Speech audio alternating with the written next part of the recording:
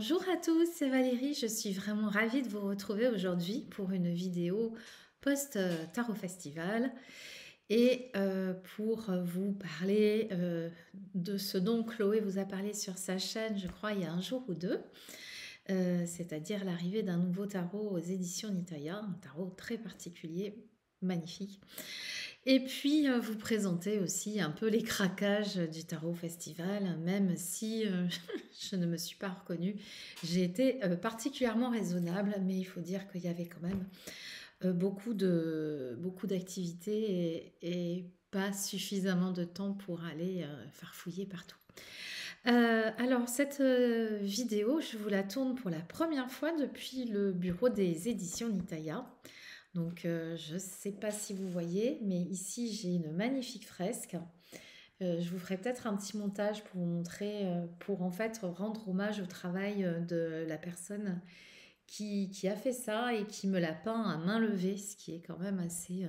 même si pas elle qui a créé le logo, elle a aussi un talent fou. Et du coup, j'avais envie d'inaugurer avec cette vidéo de rentrée post-festival, cette pièce dans laquelle, qui est assez grande parce que je vous le montrerai, peut-être que je ferai un petit tournage un jour. C'est un bureau qui accueille beaucoup de matériel, de cartons, de livres, etc., de jeux. Vous pouvez peut-être en voir quelques-uns. Et c'est vrai que faire cette transition entre avoir un lieu strictement personnel avec un bureau et avoir un lieu professionnel en plus, pour le bureau des éditions Nitaya, ça m'a invité à revisiter complètement, notamment ma bibliothèque, mais aussi ma cartothèque, et à me rendre compte que mes goûts avaient vraiment évolué. Du coup, c'est aussi pour ça que j'ai pas beaucoup acheté au Tarot Festival, mais j'ai eu un vrai coup de cœur sur un jeu récent et un jeu moins récent, et je vous en parlerai à la fin du vlog, je vous les montrerai. Alors, on va commencer. Alors, juste pour vous dire que j'ai fait quelques petites vidéos sur le Tarot Festival de personnes que j'ai rencontrées, que j'ai trouvées fort sympathiques, ma foi. Notamment une jeune femme dont j'ai oublié le nom, mais qui présente un roman chez Robert Laffont qui est inspiré de sa rencontre avec le Béline notamment.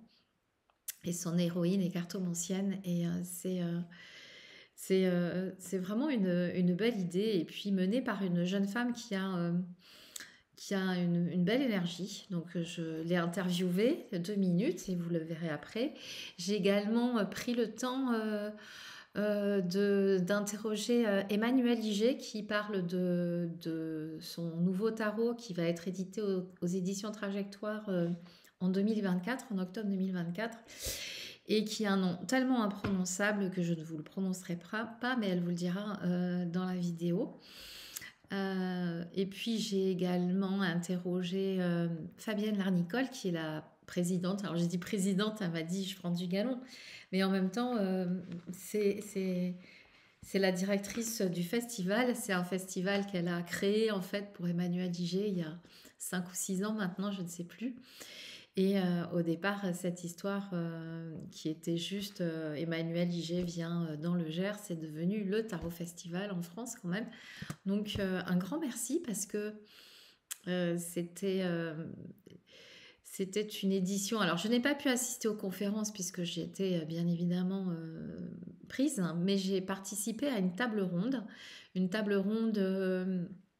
sur le thème éditer un jeu.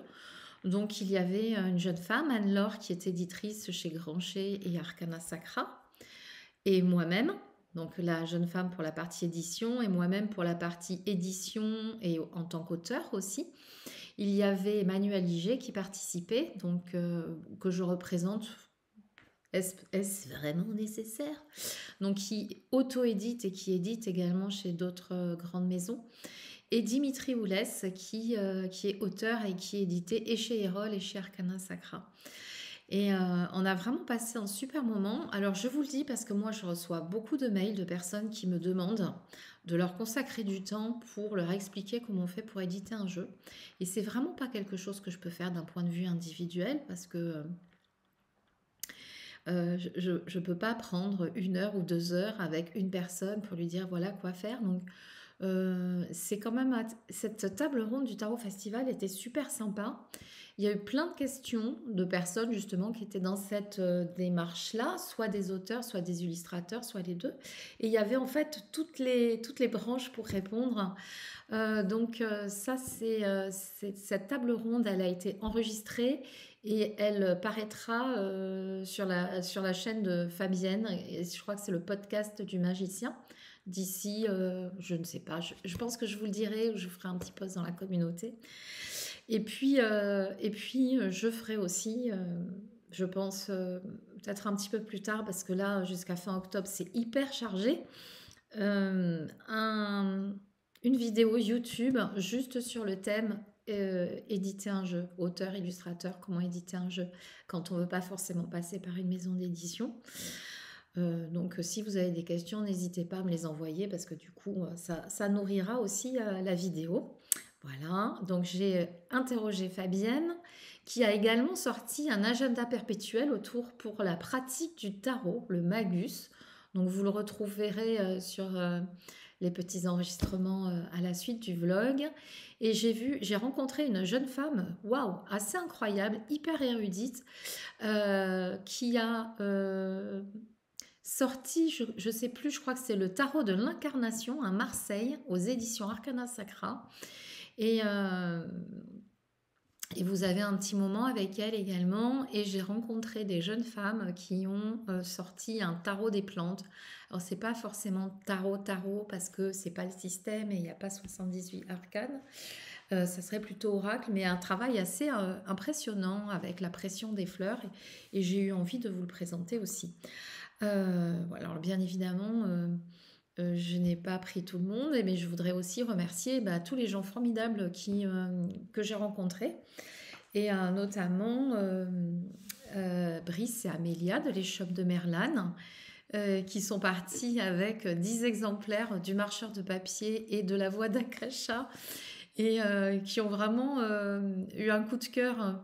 euh, L'un pour mon oracle et l'autre pour l'oracle de Chloé. Donc comme c'était un couple, c'était super. C'était vraiment un chouette salon, parce que même si avec Chloé, on a deux univers qui sont assez différents, je pense qu'on a une sensibilité qui est assez commune, et une façon aussi d'aborder les choses qui peuvent parler à des personnes différemment. Mais pendant ce Tarot Festival, nos univers se sont rencontrés. Et puis avec la touche de graphisme que je veux mettre sur les éditions Nitaya, ça fait un joli trait d'union. Et d'ailleurs, c'était formidable de pouvoir avoir Chloé à mes côtés, même si elle était une petite libellule qui passait oh ça, parce que vous allez voir, elle a plein de choses à vous présenter. Elle a été beaucoup moins sérieuse que moi, et elle a fait plein de petits craquages avec des choses super sympas à vous présenter, que je regardais à chaque fois. Euh, et je vous invite effectivement à voir ces prochaines vidéos, parce qu'il y avait des super trucs au Tarot Festival. Alors bien évidemment, je ne vous parle pas du Salon des Arcanes, qui est un lieu de perdition dans lequel j'ai longtemps lutté. Je disais non, je n'irai pas, je n'irai pas, je n'irai pas, je n'irai pas. Mince, je suis devant. Bon, bref, je vous montrerai. J'ai fait un petit craquage raisonné. Je n'ai pas acheté le jeu de Patrick Valenza parce que je n'ai pas pu attendre le Tarot Festival. Je l'avais commandé directement aux États-Unis. Mal m'en a pris, parce que je me suis pris des frais de port et des frais de douane improbables qui m'ont coûté 2 fois le prix du jeu. Mais bon, c'est comme ça quand on ne sait pas attendre ou quand on est impatient. Que vous dire d'autre? Alors ces jeux, je vous les montrerai après parce que je les ai pas pris ici. Donc je vous tournerai la deuxième partie du vlog de retour dans mon lieu de vie, dans mon chez-moi et dans mon bureau, dans ma pièce dédiée à mes, à mon travail d'écriture, à mon travail, enfin bref, c'est mon antre, voilà. Je crois que j'ai tout dit par rapport au Tarot Festival. Je pense qu'il y avait plein de conférences et j'ai vu passer pas mal de choses sur Instagram, il y a eu pas mal de retours. Euh, j'ai pensé à une chose parce que entre deux, je sais pas pourquoi je vous livre, je sais pas ce que vous en pensez. Dites-moi ce que vous en pensez. J'ai regardé, non, j'ai écouté parce que j'ai pas eu le temps de voir, mais j'étais en voiture. J'ai écouté la vidéo de Claire de la Lune sur le shadow work. Et ça faisait un moment que tout le monde lui demandait et puis que c'est vrai qu'elle avait déjà donné des clés, mais j'ai trouvé qu'elle avait fait une transmission d'une grande richesse. Et j'écoutais ça en venant justement à mon bureau, parce que j'ai quand même à une petite heure de route. Et je me suis dit, mais ça serait tellement une valeur extraordinairement ajoutée d'avoir une conférence de Claire Duval au Tarot Festival. Alors, je ne sais pas ce que vous en pensez, dites-moi pour les prochaines. Enfin, c'est pas moi qui décide, hein, je suis rien du tout, mais je trouve que c'était euh, c'était une idée qui m'est venue parce que euh, le tarot devient tellement à la mode, les cartes deviennent tellement à la mode finalement que parfois j'ai l'impression qu'on aborde le sujet avec une certaine superficialité. Non pas que ce soit pas bien, parce que l'essentiel c'est d'aborder le sujet et d'être dedans, mais euh, je trouve que la façon dont le propose Claire, ce travail justement qui a été inspiré notamment par Byron Katie, ce travail qu'elle a trouvé notamment d'origine anglo-saxonne, elle l'explique particulièrement bien. On sent qu'il y a du vécu, qu'elle ne fait pas, qu'elle ne répète pas quelque chose qu'elle a lu, mais euh, qu'il y a une réelle intégration de tout ça par l'expérience. Et moi, je sais que j'adorerais pouvoir faire un atelier de 2 heures ou 4 heures sur le sujet. Voilà. Je sais pas ce que vous en pensez. Dites-moi, dites-moi. Je crois que c'est tout pour le Tarot Festival. Et vous aurez les petites vidéos après. Et là, maintenant, je vais vous parler du tarot que je vais éditer. C'était pas prévu, mais si on faisait que ce qui était prévu, on ferait pas grand-chose finalement. Et puis il y aurait moins de surprises. Mais en fait, pour la petite histoire, j'ai un oracle sous le chapeau qui est prêt, mais il faut changer les illustrations. Et je voudrais, je voudrais que les illustrations soient réalisées à la peinture par une personne avec qui je suis en contact et qui a un talent fou, qui est d'accord pour le faire. Mais bon, il faut que je mette en place, comme je suis un peu au four et au moulin, que je fasse les contrats, les machins, les trucs. Et puis c'est vrai que pour l'instant, je ne peux pas avoir quelqu'un mais, pour m'aider, mais du coup, tout prend du temps. Et puis, c'était normal, c'était ça le prochain événement pour les éditions Nitaya pour 2024. Et puis Chloé, tel un petit lutin, une petite fée clochette, m'envoie un petit mail me parlant du marcheur de papier qui avait envie de visiter le pays du tarot. Oh, j'en frissonne. Et je lui dis, oui Chloé, mais non, oui, mais non. Et je pense qu'au mois de juillet, j'étais au bout de ma vie tellement j'étais en mode boulot en permanence, alors qu'en plus on avait du monde à la maison qui était en mode vacances. Et non, non, je travaille, hein, oui, bon, bref, où ça a vraiment été un peu compliqué et je me suis dit non, non, là j'ai besoin de souffler. Et puis Chloé m'envoie le mail quand même. J'aime tellement le marcheur. J'ouvre. Et là, j'ai été happée par l'incroyable universalité, intemporalité, beauté, délicatesse du travail qu'elle m'a présenté. Surtout qu'elle m'avait dit, c'est pas tout à fait abouti, mais voilà, je te montre le début du travail. Bon, j'ai quand même les 78 cartes en main, même s'il y a des petites retouches à faire. Euh, Chloé,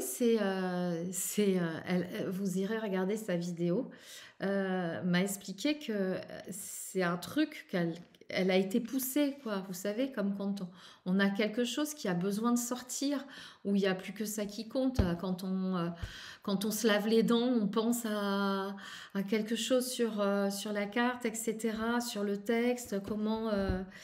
et puis... euh, et puis, en fait, j'étais tellement séduite, j'ai dit non, mais je peux pas faire ça maintenant, c'est un trop gros job avec tout ce que j'ai à faire. Et puis, je suis revenue dessus. J'ai fait imprimer les cartes par mon imprimeur, mais en qualité reprographie, hein, donc c'est du 350 grammes, mais pas qualité carte. J'ai tout fait imprimer parce que j'ai besoin, moi, d'avoir un outil papier pour travailler. J'étale les cartes, je mets les trucs, etc. Et comme j'ai dit à Chloé, ton tarot au pays du marcheur, il est... Pardon, ton marcheur au pays du tarot. Vous avez vu le lapsus? Ton tarot au pays du marcheur. C'est vrai que le marcheur, il est tellement incroyable qu'on pourrait presque imaginer que c'est l'univers du tarot qui vient à lui. Et en fait, c'est un petit peu ce que Chloé a réalisé parce que il y a 78 arcanes. Chloé est plus oracle tarot que tarot. Et moi, je suis très oracle, mais je suis très tarot. Et elle a vraiment créé dans ce jeu une correspondance très poétique de tous les éléments, avec toutes les familles, et avec les couleurs, avec plein de choses. Mais elle voulait que ce soit quand même librement inspiré. Sauf que moi, quand j'ai repris toutes les cartes, je me suis dit, mais enfin, c'est librement inspiré. En revanche, chaque carte correspond à l'arcane du tarot, véritablement. Dans l'essence, dans le contenu. Je me suis dit, mais en fait, il faut vraiment qu'on arrive à intégrer pleinement, visuellement aussi, la dimension du tarot dans le marcheur pour que vous puissiez avoir une double lecture. Voilà, je vous en dirai pas plus aujourd'hui, ça va nous accompagner ces prochains mois parce que là, on est au mois de septembre. Je voudrais qu'il sorte en 2024. C'est Chloé qui a dit ça serait bien que ça sorte pour le Tarot Festival, pourquoi pas. On verra. Du coup, je suis à fond dessus en plus. Pour vous teaser, je vais vous montrer quelques cartes. J'aimerais bien avoir votre retour, bien évidemment. Et puis de temps en temps, on fera aussi des petits avancements sur Instagram. Et puis je trouve que comme vous êtes, en tout cas ma communauté, je sais que vous êtes très nombreux à avoir soutenu le travail de Chloé et le mien. J'ai bien envie qu'on participe tous à finaliser ce magnifique marcheur au pays du tarot. Alors, Chloé vous l'a expliqué sur sa vidéo, elle s'est inspirée de différentes couleurs pour illustrer les mondes. Et par exemple, pour illustrer le monde, elle a la série des coupes. Je vais vous montrer celle-là, j'aime beaucoup. Elle a pris ce bleu très particulier. Alors, vous voyez, j'ai encore de l'éclairage à mettre en place ici. Je vais peut-être même ouvrir une autre fenêtre. Je vais mettre... Bon, c'est pas grave, j'y vais.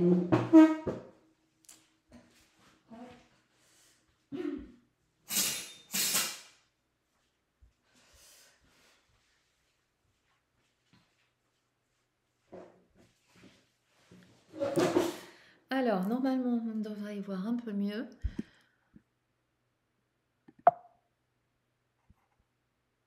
Oui, ça enregistre toujours. On devrait voir un peu mieux. Je n'ai pas encore travaillé trop l'éclairage. C'est beaucoup de choses à faire.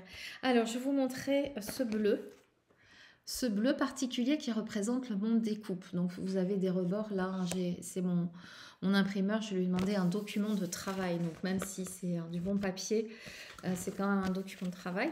Donc ça c'est pour reconnaître les coupes. Donc, du coup tout est très visuel, on reconnaît les séries parce que vous avez un code couleur et le vert. Oh, j'adore. Alors celle-ci, je ne sais pas si on la voit assez bien. Petit marcheur qui réfléchit. Donc vous allez deviner facilement. Le sablier divin, je crois qu'il s'appelle comme ceci. Et les arcanes majeures ont le bleu très particulier qu'on retrouve sur l'oracle. J'ai vraiment pas cette bonne lumière, qui ont ce bleu particulier qu'on retrouve sur l'oracle. Voilà. Hop, hop. Et c'est la dernière que je vais vous montrer. Alors, ce n'est pas un roi 2, hein, puisque c'est le bleu des arcanes majeures, et c'est donc l'empereur. Voilà, donc du coup, je me suis lancée là-dedans avec Chloé parce que effectivement, on va boucler la boucle. On va boucler la boucle du petit marcheur. On va mettre un tarot à côté de l'oracle. Et je pense que ça va être une réelle, je ne vais pas encore dire valeur ajoutée, ça fait un peu merchandising, enfin bon bref. Mais en même temps, je pense que ça va être un réel plus pour l'oracle d'avoir le tarot à côté. Il y a aussi une espèce de richesse dans le verbe que fait Chloé. Là, j'ai un manuscrit en petite écriture qui fait 110 pages. Donc, vous voyez, il y a beaucoup de travail encore pour que vous puissiez l'adopter. J'espère que vous serez nombreux à avoir envie de l'adopter. Et c'est le projet en cours. Et si j'ai suffisamment d'énergie, je continuerai, j'essaierai de faire en même temps ce fameux oracle, puisqu'après tout, c'est pas moi qui fais les illustrations. Mais j'ai encore des contrats à faire. J'ai pris comment ça s'appelle bref, il y a beaucoup de choses à faire. C'est un métier polyvalent qui demande beaucoup de temps, d'énergie. Et moi, j'ai besoin de beaucoup de temps d'intégration et de repos aussi. Alors d'ailleurs, justement, c'était une des questions qu'on m'a posées à la table ronde du Tarot Festival. Comment on fait pour tout faire? Et on se lève tôt le matin. Ce que je répondais, c'est que je pratique le morning miracle ou miracle morning. C'est-à-dire que sur 3 heures le matin, quand tout le monde dort, on peut abattre une belle journée de travail et puis après avoir du temps aussi, ce qui permet d'avoir du temps pour soi et pour nourrir le processus de création. Voilà, alors je vais vous laisser en compagnie des petits reportages du Tarot Festival. Je vais tâcher, je ne sais pas si je vais y arriver, mais pendant le montage, il paraît qu'on peut améliorer la qualité sonore parce que bien évidemment, j'ai tourné avec mon téléphone. Donc, je n'ai pas pensé à mettre en mode paysage, donc désolée, mais je ne peux pas l'agrandir plus que ce que c'est déjà. En tout cas, qu'est-ce qui m'a donné envie de le faire? Je crois que c'est Sabrina de la chaîne Sabrina Passion des Oracles qui n'y était pas, qui avait envie d'y être. Et puis, il y a une telle connexion avec l'enfant intérieur chez Sabrina que quand elle dit quelque chose, moi j'ai toujours le cœur qui bondit. J'avais envie du coup de faire ça, donc j'ai fait ce que j'ai pu parce que j'étais quand même assez occupée, mais j'espère que ça vous plaira. Et puis on se retrouve à la fin pour que je vous présente mes petits craquages du Tarot Festival. Coucou, et là je suis avec Fanny Caldin qui a écrit Les Arcanes de Brume. Alors vous imaginez bien que je lui ai pris son livre, mais je la laisse entrer. Bonjour tout le monde, donc Les Arcanes de Brume, c'est l'histoire de Pita qu'on voit ici sur la couverture, une quinzaine d'années, qui vit à Marseille autour de 1850 et qui découvre l'oracle Béline et qui va bien sûr lire les cartes et découvrir ce que le destin lui réserve. Ok, et qu'est-ce qui lui réserve le destin? J'ai pris les péripéties. Un petit voyage Oui, alors elle va partir de Marseille, évidemment. Elle va découvrir d'autres villes de France, d'autres formes de divination aussi. Elle ne va pas se cantonner aux cartes. Et puis, elle va découvrir surtout que l'humanité n'est pas toute belle. Ça, elle le savait déjà en tant que mendiante. Mais bien sûr que si, elle est toute belle. Elle va rencontrer quelques ennemis. Je vais vous montrer. Alors, j'ai pas de photos de personnages évidemment, mais voilà. Ah, il y a des illustrations. Je n'ai pas ouvert encore. Et on a reproduit des cartes de l'oracle. Et voilà, ce genre d'illustration. Ah oui, évidemment, avec Mars. Voilà. C'est Mars? Oui, c'est Mars. C'est Mars. Oui, c'est Mars. Et c'est la carte des ennemis, elle tire les cartes aussi, du procès. Elle va avoir plein de problèmes, mais le destin souffle très fort en elle, donc elle devrait arriver à mener à bien sa quête. Et c'est venu comment cette idée d'associer le Bédine, les cartes dans un roman? Alors, c'est venu parce que c'est arrivé dans ma vie à un moment où j'écrivais déjà depuis très longtemps, mais où j'avais envie d'autres histoires, d'autres genres d'histoires. J'ai découvert moi-même le Béline, j'ai commencé à le tirer et j'ai trouvé ça génial d'associer des images à des histoires, parce que c'est ce qu'on fait quand on tire les cartes, c'est raconter une histoire. Et donc voilà, j'ai découvert les cartes, j'ai appris ce que c'était de tirer les cartes, ce qu'elles voulaient dire, ce qu'elles signifiaient, mais aussi plein de choses sur la divination en général. Et j'ai trouvé que c'était un monde passionnant et petit à petit, j'ai commencé à avoir cette idée d'une jeune cartomancienne qui s'ignorait. C'est un peu toi aussi, non? Un petit peu, peut-être. On parle un peu de toi, non? Un petit peu. Elle me ressemble pas beaucoup, elle est beaucoup plus audacieuse. Je montre les boucles d'oreilles que tu as quand même, c'est incroyable, parce qu'ici vous avez une lune et de l'autre côté vous avez un soleil. Bon, qu'est-ce que ça a changé pour toi dans la vie de ta rencontre avec la cartomancie? Ça m'a donné plus de courage et de confiance en moi que ce que j'avais avant, et je pense que c'était essentiel pour mon chemin personnel, mais pour mon chemin en tant qu'autrice aussi, parce que j'aurais pas osé envoyer, j'avais jamais rien envoyé à des éditeurs, et là j'ai fait beaucoup de chemin, et je pense que ça m'a fortifiée et que ça a construit mon écriture aussi, j'espère. Et oui, parce que quand même, la Miss, elle est chez Robert Laffont, hein. Alors voilà, vous allez trouver ça partout. Merci beaucoup, je te souhaite tout le bonheur du monde. Merci beaucoup. Et de nous proposer encore plein de voyages en écriture. J'espère, merci. Et coucou, là je suis avec Emmanuelle Liger qui a un super t-shirt, c'est le dress code. Oui, c'est la reine de bâton. C'est la reine de bâton. Moi je t'aurais vu plutôt en reine d'épée, mais bon. La reine d'épée, elle est un peu triste sur ce jeu-là. Ah. Et nous on voulait une ambiance un peu plus pétillante. Alors justement, Emmanuelle, elle nous présente là, vous avez une exclue légale, vous présente le jeu qu'elle est en train de faire, qui va sortir l'année prochaine, dont le nom est imprononçable, hein, donc je vous le dis tout de suite. Il est imprononçable et c'est pas très bien de le prononcer parce que minchiate en italien, c'est un très gros mot, c'est pas très poli. Et, ok, donc il y a déjà une énergie particulière associée au nom du tarot. Oui, parce que c'est un jeu du XVIIIe siècle. Et l'idée, c'était de restaurer un jeu de 1763 qu'on a trouvé au musée de la carte à jouer avec Isabelle Nadolny, et on est tombé en amour. Et c'est un jeu qui a eu son heure de gloire au 18e et après qui a complètement disparu. Et il a ceci de particulier que c'est un tarot augmenté. Au lieu d'avoir 22 arcanes majeures, il en a 41. Ah oui, et pourquoi pas 44? Je sais pas. Non, bah voilà. Mais en tout, on a déjà 97 cartes. Ah, c'est un tarot grimoire, presque. Ouais, donc c'est déjà pas mal. Et l'intérêt de ce tarot-là, c'est que on a ce qui manque au tarot de Marseille. Voilà. Et qu'est-ce qui manque au tarot de Marseille? Il faut partir du principe qu'il manque quelque chose au tarot de Marseille. Hein. Dans le tarot de Marseille, il y a 3 vertus. Il y a la force, il y a la justice et la tempérance. Oui. Bah, les vertus cardinales, il y en a toujours eu 4. Oui, si donc, tu veux. Donc en fait, il manque la prudence. Ah. Donc la prudence, on rajoute les 3 vertus théologales qui sont la foi, l'espérance et la charité, et nous voilà avec les 7 vertus chrétiennes.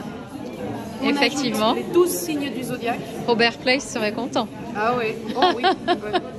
Et on ajoute les 4 éléments, donc la terre, le feu, l'air et l'eau, et on se retrouve donc avec les 41 majeures. Donc on a. Tu nous montres un petit peu? On a des cartes telles qu'on connaît, donc le diable, il est plutôt sympa. Regardez, il a un petit sourire un petit peu coquin là. Oui, on est tombé avec le diable aussi, avec Fabienne là. Oh, sympa. On a la lune qui est un astronome comme dans les tarots de la Renaissance. Donc on n'a pas le chien, l'écrevisse, etc. Mais on a celui qui est en train de mesurer, on a un scientifique. Et vous avez repris les couleurs d'origine là? Oui, tout est parfaitement respecté. Donc les couleurs, le format, Ça c'est l'eau. Donc on a le bateau sur l'eau qui nous porte. Ça c'est des figures de cour. Donc là voilà la reine de bâton, plutôt sympa. Et que je vous trouve, oh là celui-là c'est la raison pour laquelle on a fait celui-là. Ah oui. Parce que dans ces tarots-là, les cavaliers... Mais c'est la force, non? C'est un cavalier. On aurait dit, je savais pas trop, tu vois. La force est cachée quelque part là-dedans. Mais tous les cavaliers sont des chimères. Donc il y a un centaure, il y a une sorte de... Il y a un bonhomme à moitié dragon. Voilà, ça c'est le cavalier de coupe. On adore. Il est juste trop joli. Ouais, il a ce petit visage tout mignon. Voilà le roi de bâton. On a des petits dessins sur les cartes mineures. Donc elles sont abstraites comme celles du tarot de Marseille, mais avec des petites fioritures sur lesquelles on va pouvoir trouver pas mal de choses. Et je voudrais, voilà le Sagittaire, voilà le Scorpion, voilà le Taureau. C'est-à-dire qu'il y a les cartes il y a les 12 signes du zodiaque. Et donc on peut faire des tirages astrologiques. C'est génial. Ouais. Pour lui qui est sympathique. Voilà une roue de fortune. Même celui qui descend, il a l'air pas si mécontent que ça. Tout le monde est sympa. La justice. Et voilà la force. Parce que la force, elle se représente toujours de deux façons. Soit elle se représente avec un lion, soit elle se représente avec une couronne. Avec une colonne. Et une couronne. Ouais. Donc, il y a encore beaucoup de boulot avant que ça sorte. Le jeu est terminé, la restauration est terminée, le jeu est complet. Ouais. Donc ça c'est bon. Maintenant il faut écrire le bouquin qui va avec. Et dans le bouquin on va mettre toutes les significations, mais appuyer sur les sources historiques. Donc ça se fait pas en 2 semaines.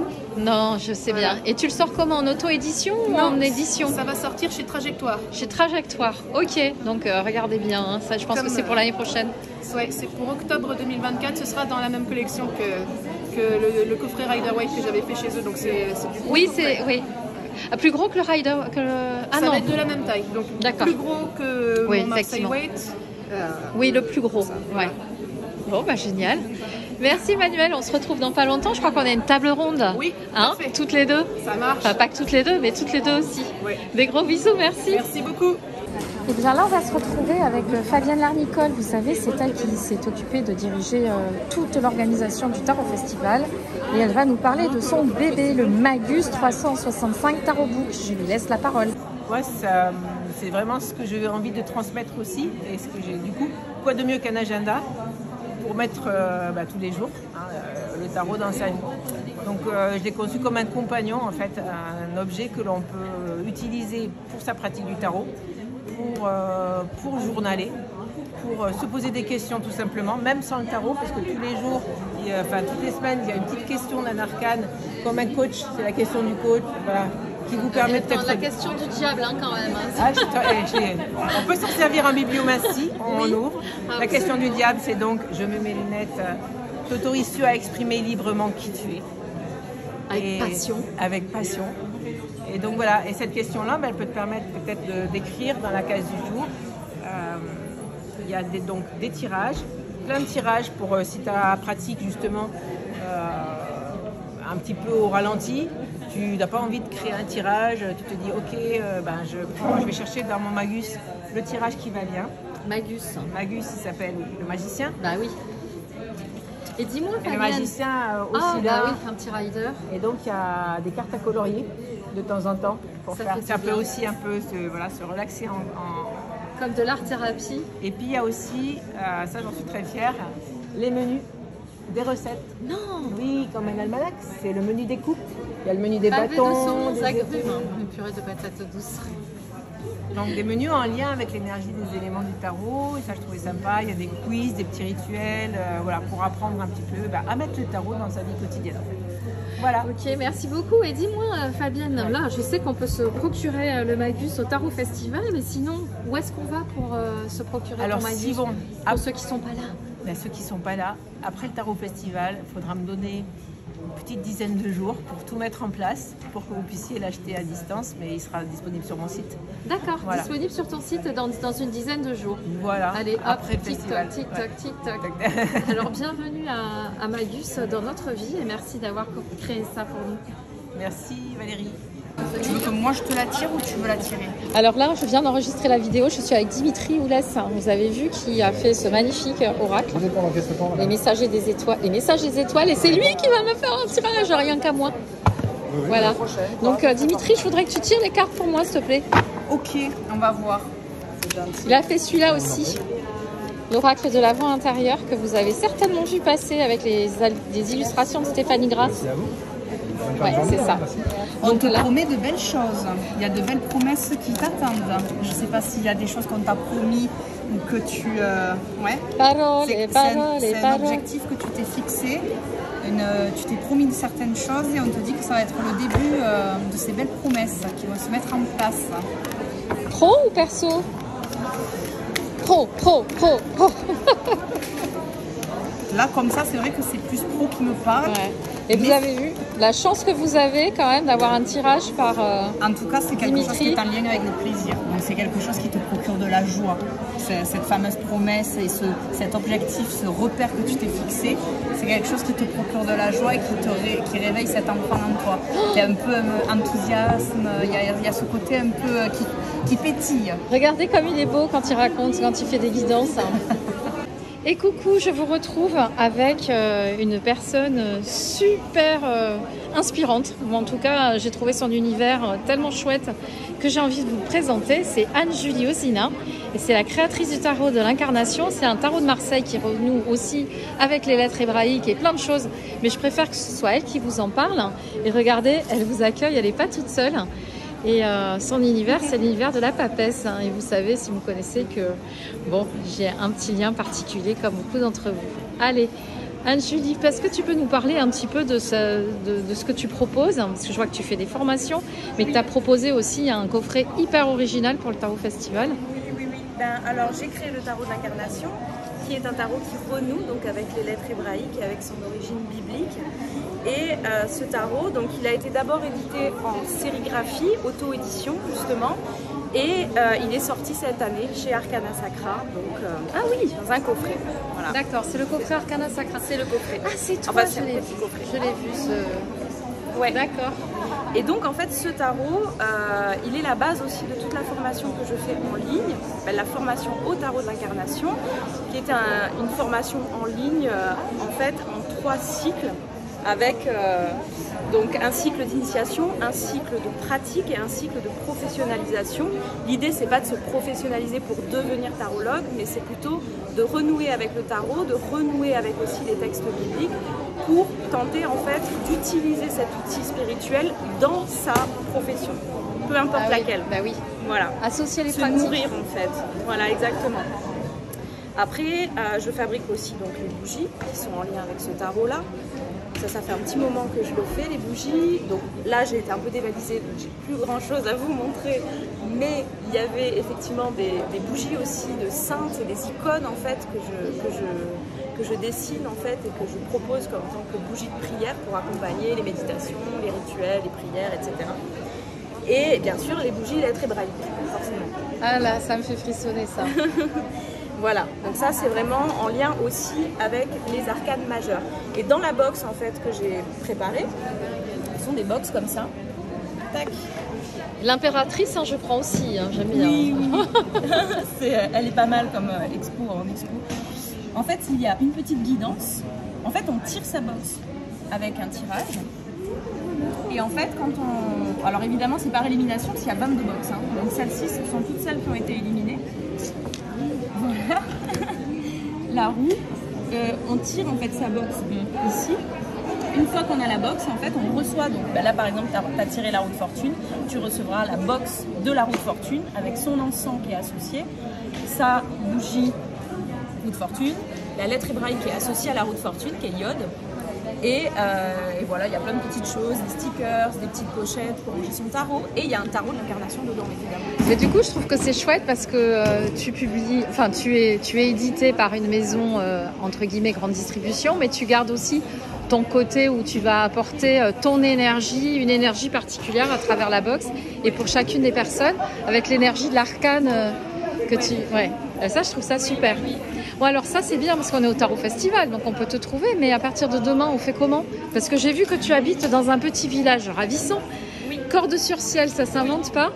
Mais comment on fait pour avoir ce que tu fais avec ton énergie? Il suffit de venir, tout simplement, à Cordes.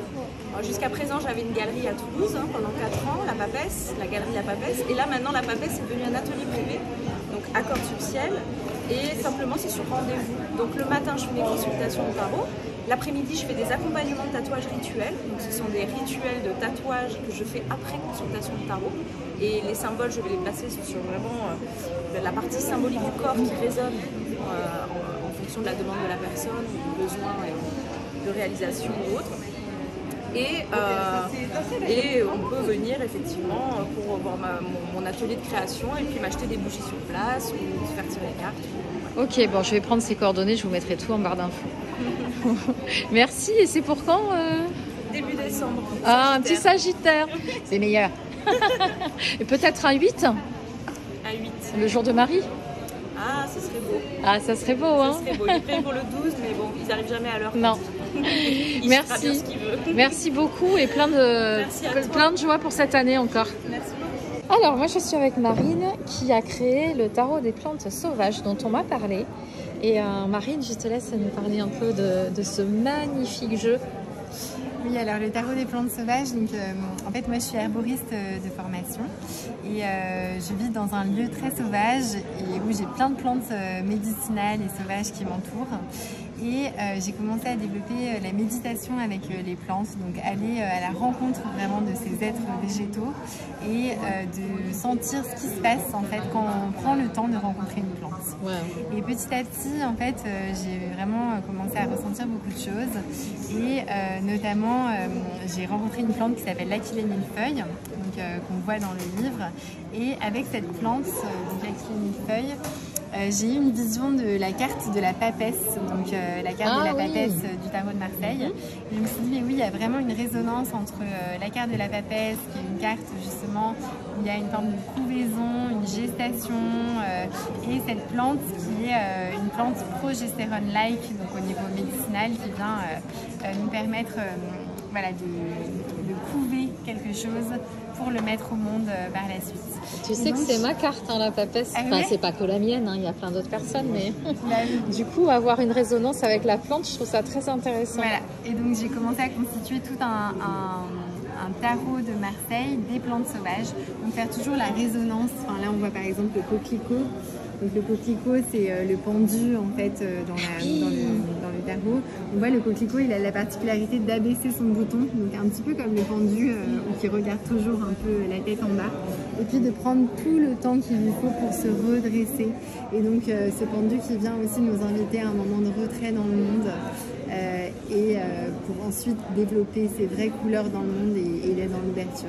Super. Donc à chaque fois on a un oschizomé, donc ça c'est vraiment la plante qui est pressée, c'est pas un dessin, c'est juste la plante pressée et qui se révèle telle qu'elle est avec ses couleurs. Magnifique.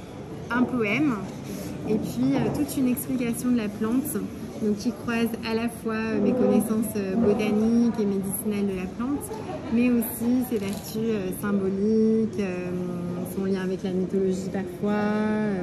Donc voilà, j'essaye de vraiment tisser le lien entre les arcanes et la plante.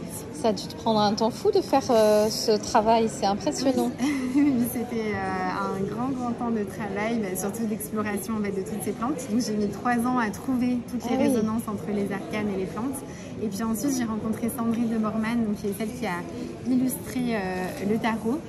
Et donc on voit ce travail très fin de Sandrine qui en fait vient juste presser la plante et révéler la plante telle qu'elle est. Donc il n'y a pas du tout d'ajout de traits de crayon ou de couleurs autres.